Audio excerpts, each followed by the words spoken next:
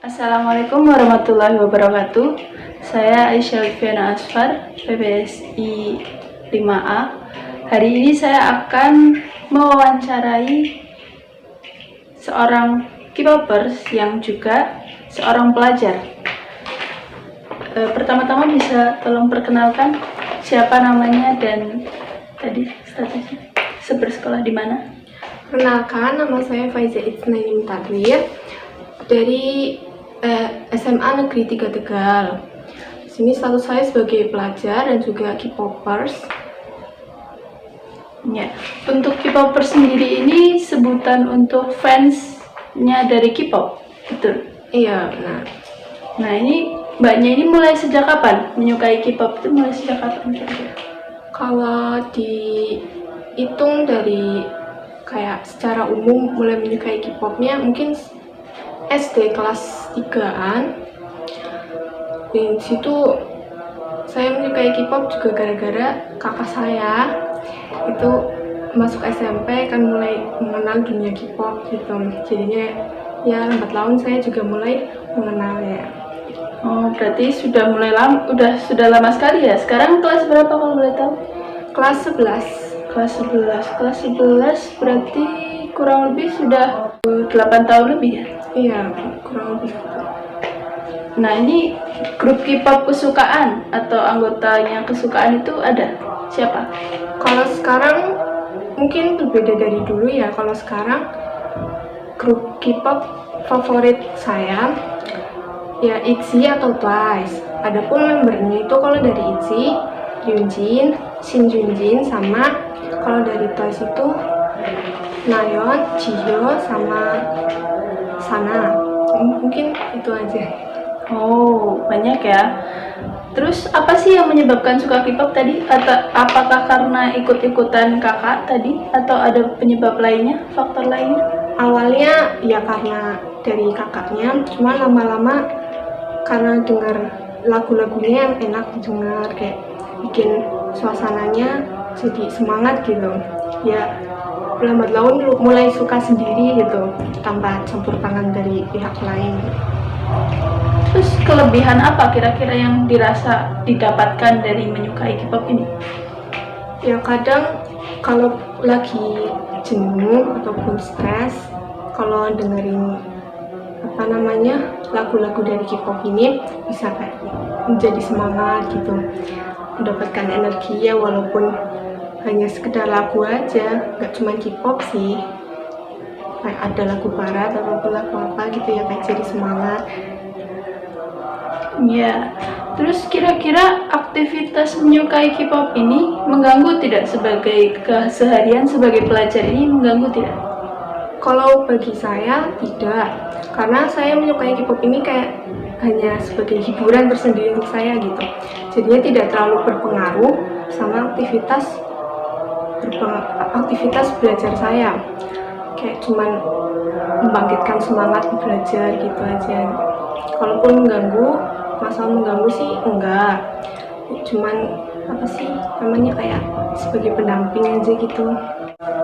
Lalu biasanya dari mana ini mendapat konten-konten itu dari mana? Biasanya sih saya melihat konten-kontennya gitu dari YouTube ataupun di-download dari web lain. Kalau di-download dari YouTube atau web lainnya, berarti ini kan konten-kontennya didapat dari secara online ya? Konten-konten K-pop didapat secara online. Kira-kira membutuhkan berapa banyak kuota dalam sebulan ini?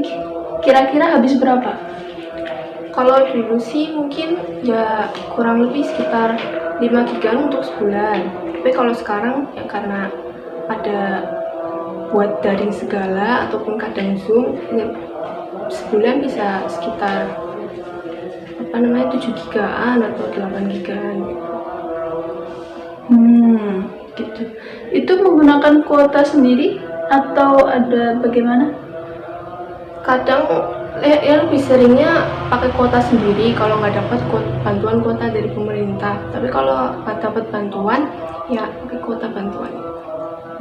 Berarti terkadang menggunakan kuota bantuan belajar dari pemerintah. Terus bagaimana ini pendapatnya, kan kuota bantuan dari pemerintah ini untuk belajar, mungkin untuk Meet atau Zoom, tapi digunakan untuk mengakses konten-konten K-pop ini bagaimana? Kira-kira boleh atau boleh atau tidak? Sebenarnya itu ya tergantung penggunanya sendiri mau dipakai apa ya, tapi ya kadang ada yang kuota bantuan ada yang digunakan untuk kayak bermain game atau gimana gitu. Kalau saya sih cenderung akses konten-konten kayak gitu nggak terlalu sering. Ya sebagian besar dipakai buat belajar, tapi ya sebagian kecilnya bagi buat ngakses konten kayak gitu. Berarti secara tidak langsung karena pembelajaran secara daring ini tidak menghabiskan kuota dari pemerintah, masih tersisa begitu, akhirnya digunakan untuk menggunakan untuk akses-akses dari konten-konten K-pop. Berarti secara tidak langsung ini kuota bantuan belajar dari pemerintah ini juga membantu, selain membantu tadi pembelajaran daring di sekolah, juga ini membantu mengakses konten-konten K-pop juga.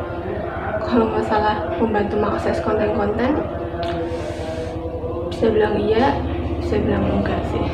Ya itu enggak setiap harinya juga saya itu kayak cuman kalau saya lagi ingin mengakses gitu, itu aja bisa kadang seminggu sekali atau beberapa minggu sekali gitu. Kalau saya sedang jenuh saja ya mengakses gitu.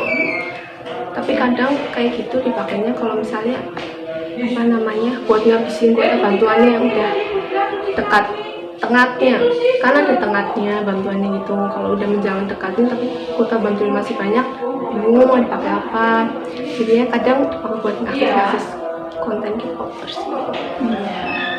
Berarti begitu ya, kurang lebih bisa untuk membantu, ya tidak mengganggu proses pembelajaran juga, tidak mengganggu aktivitas sebagai pelajar juga.